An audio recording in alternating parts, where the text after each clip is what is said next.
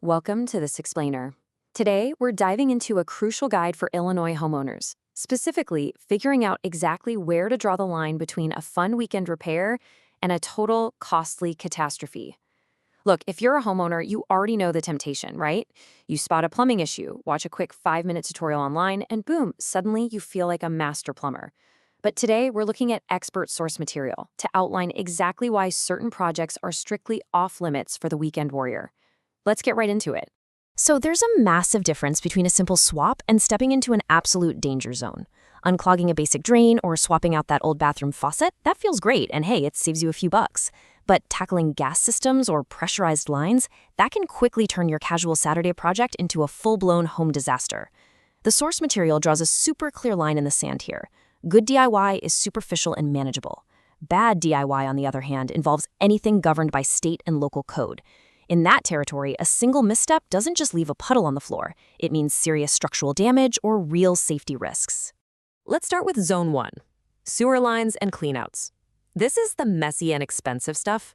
If you are dealing with repeated clogs, slow drains happening across multiple fixtures all at the same time, weird gurgling sounds coming from your pipes, or worst of all, terrible sewage odors, you absolutely need a licensed plumber. You literally cannot just snake this out yourself. A pro actually has to diagnose if the problem is localized inside your house, deeply rooted in the main building line, or if it's going to require coordinated work with city utilities depending on where that pipe actually runs. Honestly, digging into a main line yourself is a massive gamble. One mistake can lead to raw sewage backing up directly into your living room. And trust me, no amount of scented candles is going to fix that smell. Beyond the obvious gross-out factor, fixing sewer issues usually requires highly specialized video inspection equipment and specific local permits. And let's be real, the average weekend warrior simply doesn't have access to the whole shebang. Moving right along to Zone 2, hidden pipes and contamination. We're talking pressurized lines and backflow. The risk difference between what you can actually see and what's hidden behind your walls is just staggering. A visible minor leak under the kitchen sink, that's pretty easy to spot and manage with a bucket and a wrench. But cutting into a hidden pressurized line without proper access or pressure testing? No way. That can instantly result in rapid flooding. Think about this. A busted half-inch pressurized pipe can pump out over a dozen gallons of water a minute right into your walls. That's like dumping a large fish tank into your drywall every 60 seconds. And within just 24 to 48 hours, that trapped moisture transforms into unchecked mold growth and severe structural damage. Now, a critical piece of plumbing you might not be super familiar with is backflow prevention. This is actually a mandatory code-regulated system designed specifically to stop contaminated water from mixing with your clean drinking water. Think of it as a crucial one-way security gate for your home's hydration. See, when water pressure drops unexpectedly in the main system, water can actually get siphoned backward, pulling dangerous contaminants right into the very pipes that feed your kitchen tap. So if you rely on an outdoor irrigation system for your lawn, have a boiler system, or maybe a commercial connection, an incorrect DIY installation here creates a serious public health risk. It's not just about your house anymore. It's about the safety of the entire local water supply. Because this risk is so high, many jurisdictions actually require these systems to be tested on a regular schedule by qualified professionals. They've got to make sure those security gates are holding strong. Okay, let's turn up the temperature with Zone 3 water heaters. This covers high heat and venting. When you start dealing with high heat and combustion, the stakes go way, way up. We're dealing with systems that generate extreme temperatures to heat your water. And if you mess up the venting on these combustion systems, you could introduce deadly, odorless carbon monoxide right into your living space. In Illinois, hiring a qualified professional is absolutely crucial here. They ensure the work is installed exactly to code and thoroughly tested for safe operation. So if your water heater is failing, leaking repeatedly, or you even slightly suspect a venting issue, here's what you do.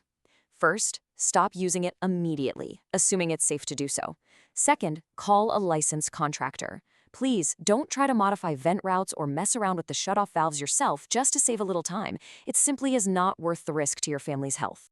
Now we enter Zone 4, gas plumbing work.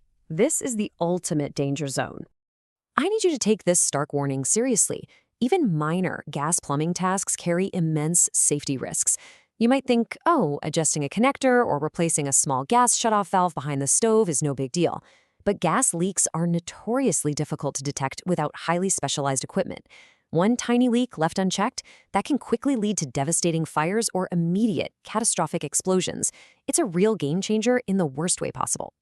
If you ever smell gas, abandon your DIY plans entirely. Just drop the tools, evacuate the area right away.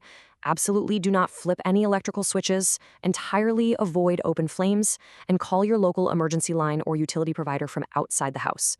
Only a licensed professional, someone who is intimately familiar with gas system codes and safe leak check procedures, should ever be handling these types of repairs. Which brings us to the final section, the solution, how to choose the right pro. Look, when your plumbing crosses into this code-heavy territory, you've got to vet your plumber up front, before the wrench even comes out of the toolbox. Ask about their diagnosis plans. Ask if the job requires pulling city permits. You also want to clarify their warranty coverage, so you aren't left holding the bag if something goes sideways. And honestly, most importantly, ask them point blank how they plan to protect your home and limit downstream damage while the repair is actually happening. The reality is perfectly captured by this quote from the source material. The money you save on DIY can be outweighed by the cost of water damage, repeat repairs, or compliance problems. It's so true, right? That initial high of saving a few $100 on labor evaporates instantly when you're suddenly paying thousands for water damage restoration or, funding repeat repairs because the job just wasn't done right the first time. Not to mention the absolute headache of compliance problems when you try to sell a house with unpermitted work. So, as we wrap up this explainer, I want to leave you with this question. When it comes to gas lines, deep sewer blockages, or hidden pressurized leaks, is risking massive water damage and your family's safety really worth a DIY attempt?